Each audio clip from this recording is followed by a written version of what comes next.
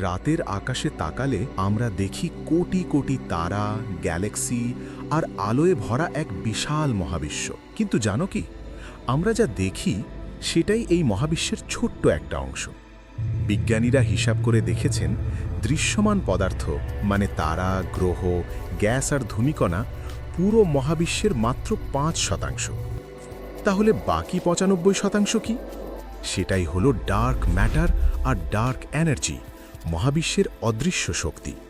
Dark matter হলো এমন এক ধরনের পদার্থ যেটা আলো শোষণ বা বিকিরণ করে না, তবুও এর মহাকর্ষ বলই গ্যালাক্সিগুলোকে একসাথে ধরে রাখে।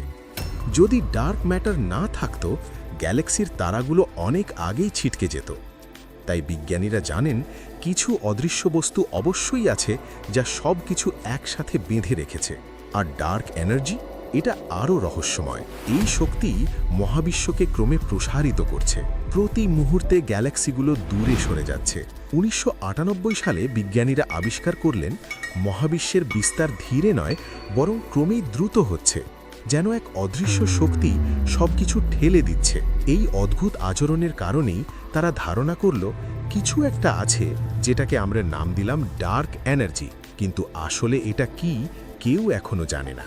বিজ্ঞানীরা আজও টেলিস্কোপ, স্পেস প্রোব আর সিমুলেশন ব্যবহার করে এই রহস্য উন্মোচনের চেষ্টা চালিয়ে যাচ্ছেন।